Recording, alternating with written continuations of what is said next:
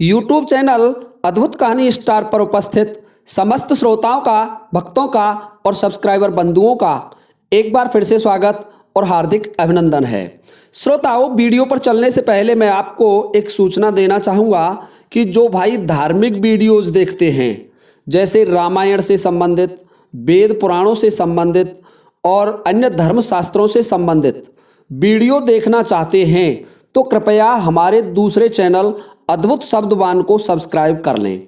मैं चैनल का link video के डिस्क्रिप्शन में दे दूंगा, वहां जाकर के आप चैनल की लिंक पर क्लिक करें और सीधे अद्भुत शब्दवान चैनल पर चले जाएंगे। उस चैनल पर आपको रामायण, वेद पुराण और धार्मिक वीडियोस मिलेंगे। तो आइए श्रोताओं, आज हम नया वीडियो प्रारंभ करते हैं अद्भुत कहानी स्टार चैनल पर। तो श्रोताओं, आज के वीडियो में मैं आपको एक रहस्यमय कहानी लेकर के उपस्थित हुआ हूं और इस कहानी में देखिए, कहानी धार्मिक महत्व भी रखती है और कुछ नॉलेज भी मिलेगी, इससे आपको जानकारी भी कहानी प्रदान करेगी। तो इस कहानी के माध्यम से मैं आपको बताना चाहूँगा कि गृहस्थ और सन्यास में से कौन बड़ा है, गृहस्थी बड़ा होता है या सन्यासी बड़ा होता है। तो देखिए श्रोताओं, इसको जानने के लिए हम अपना वीडियो प्रारंभ करते हैं। एक समय की बात है कि काशी में एक ऋतध्वज नामक राजा राज्य करते थे। राजा ऋतध्वज बड़े धर्मात्मा, धर्मपरायण, वेद शास्त्रों के ज्ञाता और बड़े ही प्रजापालक राजा थे।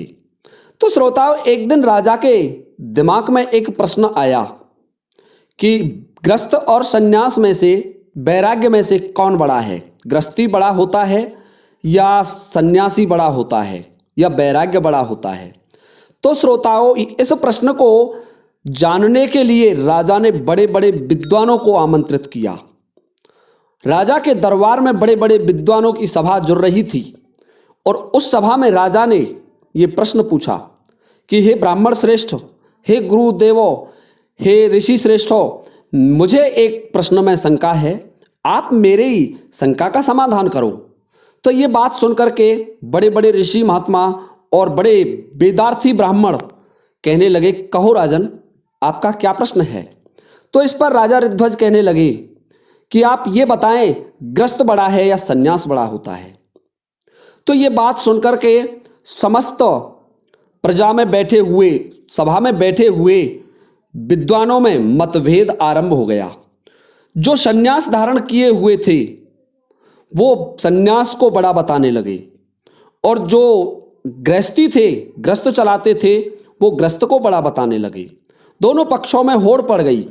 तो राजा ने उन दोनों से पूछा, जो सन्यास को बड़ा बताने लगे, उनसे पूछा, आप बताएं कि सन्यास कैसे बड़ा है। तो उन्होंने बहुत से उदाहरण दिए सन्यास को बड़ा बताने के लिए। तो राजा ने कहा कि सन्यासियों की उत्पत्ति कहाँ से होती है, आप ये तो बताएं। सन्यासियों की उत्पत्ति तो गृहस्थ से ही होती है, तो इसलिए गृहस्थ बड़ा हो सकता है। जब वो दूसरे पक्ष ने अपना मत रखा कि महाराज गृहस्थ ही बड़ा है, सन्यास बड़ा नहीं है, तो राजा ने तर्क दिया, फिर ये लोग गृहस्थ को छोड़ करके जंगलों में तपस्या करने क्यों जाते हैं, क्या कारण है, सन्यास धारण क्यों करते हैं। तो अब राजा के प्रश्न का जवाब ना तो साधु महात्मा दे पाए और ना वो ब्राह्मण दे पाए। तो राजा ने सोचा, आदेश दिया अपने सेनापति को कि इन समस्त विद्वानों को एक कारागार में बंद कर दिया जाए, एक जेल में डाल दिया जाए।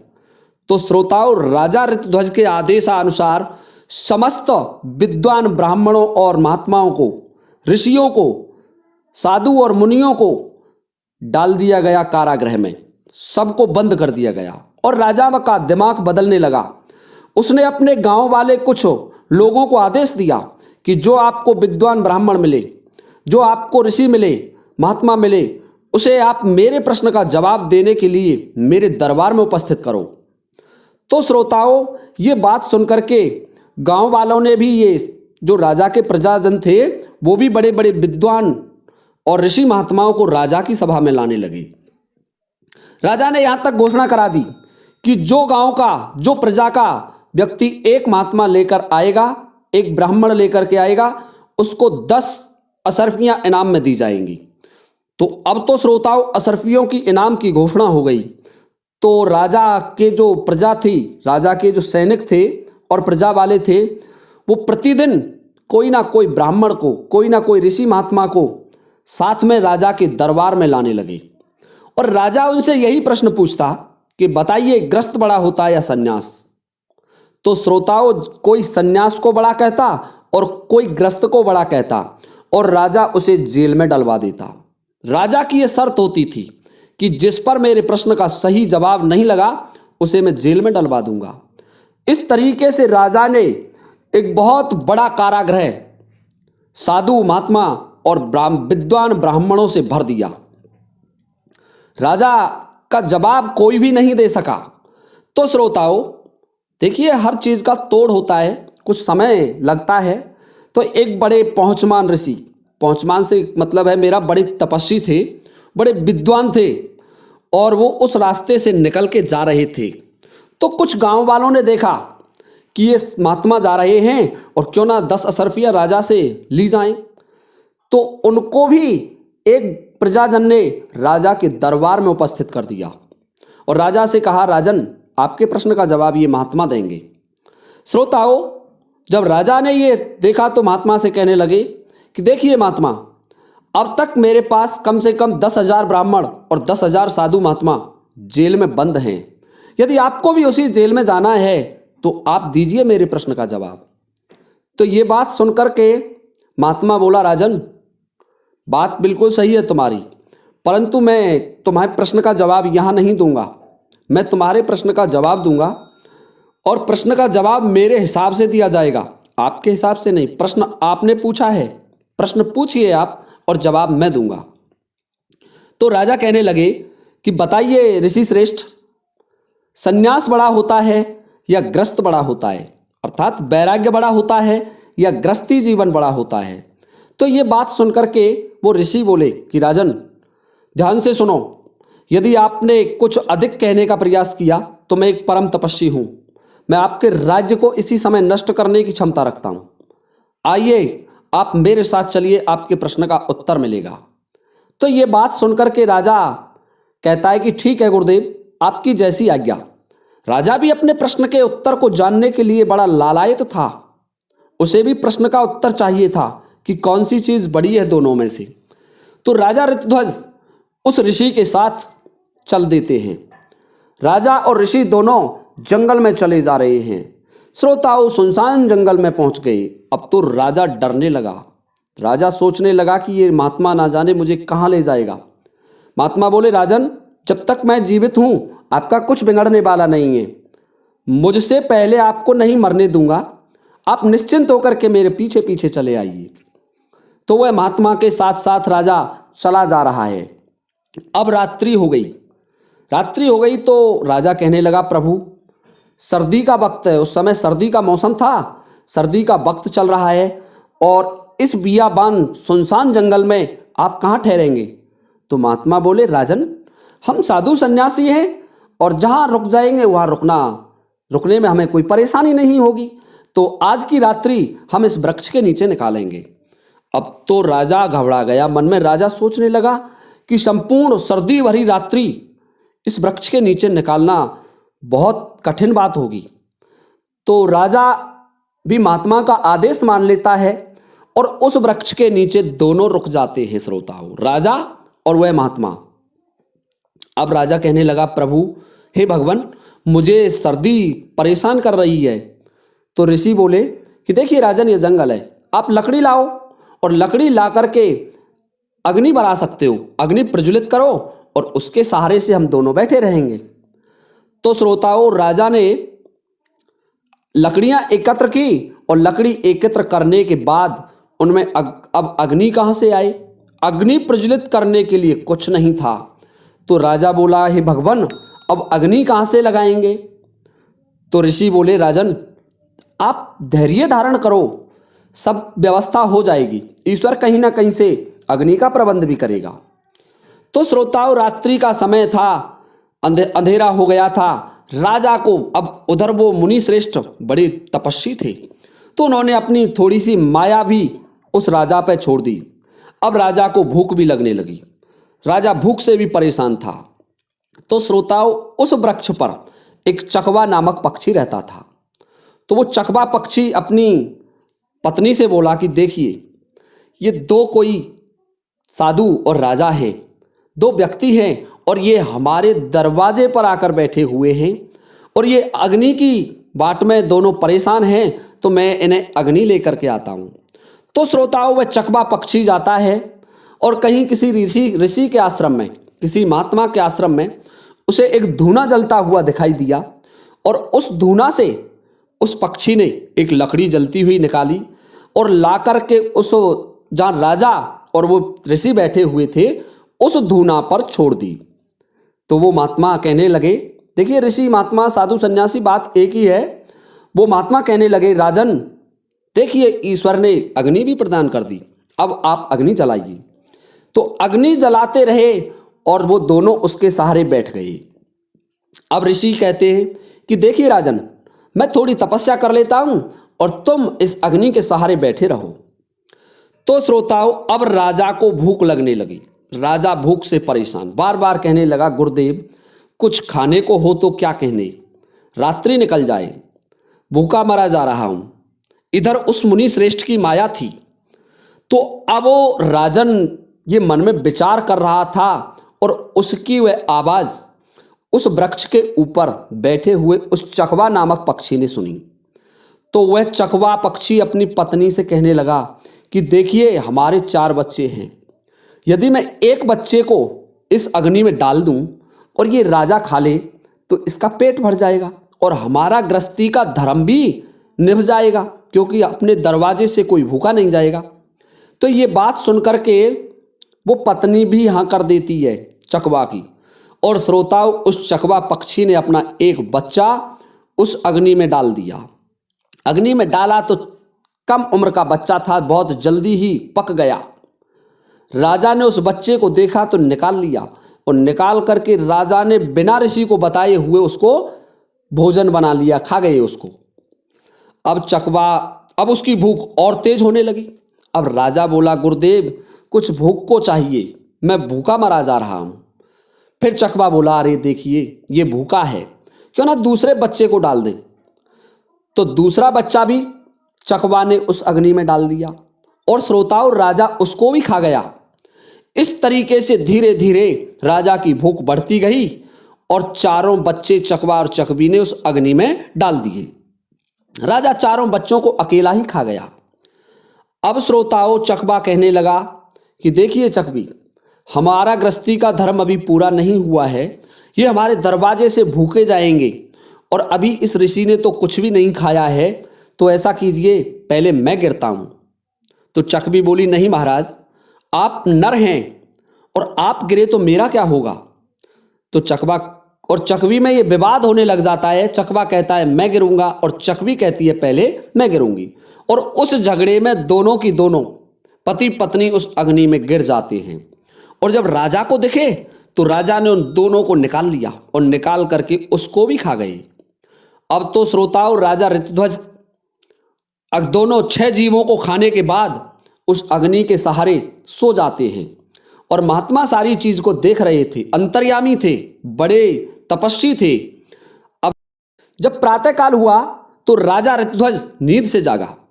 नींद से जागने के बाद, दैनिक क्रियाओं से फ्री होने के बाद, संपन्न करने के बाद, ऋषि महात्मा जी कहने लगे कि देखिए राजन, चलिए मेरे साथ आइए और हम अब वापस तुम्हारे शहर को चलते हैं।